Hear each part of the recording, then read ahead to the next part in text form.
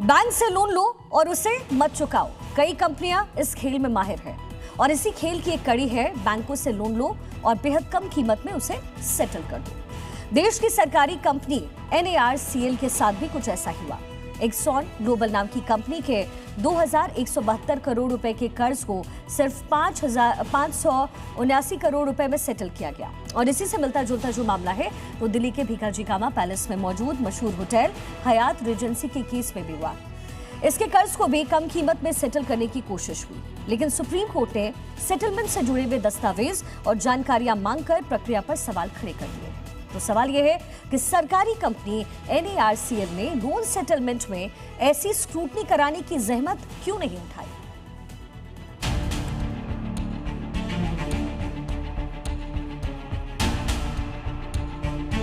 यह है दिल्ली के भीकाजी कामा प्लेस में मौजूद एक नामी गिरामी होटल हयात रीजेंसी। इस मशहूर होटल पर एक समय 6 बैंकों का कर्ज था।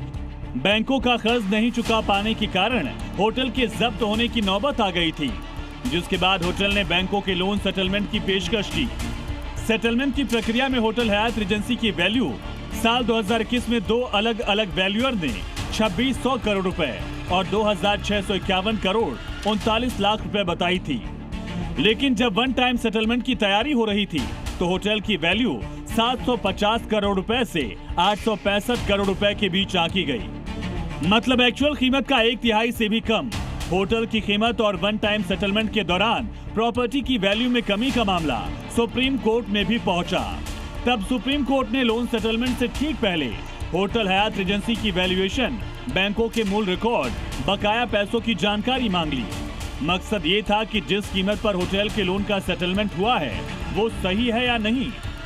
देश की सबसे बड़ी अदालत supreme court hotel Hyatt Regency के वन टाइम लोन सेटलमेंट पर दस्तावेजों और तथ्यों की जांच पड़ताल कर रही है। वहीं देश की सरकारी company NARCL action global limited के वन टाइम लोन सेटलमेंट पर ऐसी जांच पड़ताल करने की हिम्मत क्यों नहीं की?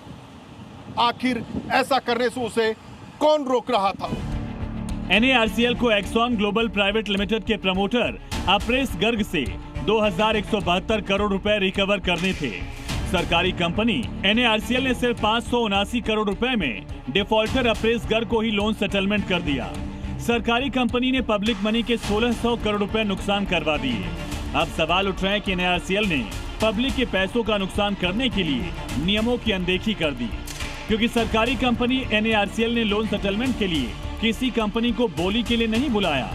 अगर सरकारी कंपनी NARCL प्राइवेट डिस्कवरी करती, मतलब लोन सेटलमेंट के लिए बिडिंग करवाती, तो हो सकता है कि 579 करोड़ रुपए की जगह कोई बिडर 1000 करोड़ या 1500 करोड़ रुपए की बोली लगाता। जिस तरह से होटल हयात रीजेंसी के केस में 2 बिडर्स ने 2600 करोड़ रुपए तक की बोली लगाई, लेकिन एक्सॉन के केस में सरकारी कंपनी NARCL ने किसी को बोली लगाने का मौका ही नहीं दिया। एसेट रिकंस्ट्रक्शन कंपनी लिमिटेड यानी NARCL लोन सेटलमेंट के दौरान अक्सर सवालों के घेरे में रहती है। इस बार भी सवालों के घेरे में है। सवाल ये कि आखिर उस पर किस तरह का दबाव था कि उसने लोन सेटलमेंट के दौरान बिडिंग ही नहीं करवाई। इससे आम आदमी के पैसे का नुकसान हुआ। परिवेश वात्सयन, स्पेशल इन्वेस्टिगेटिव टीम, जी मीडिया।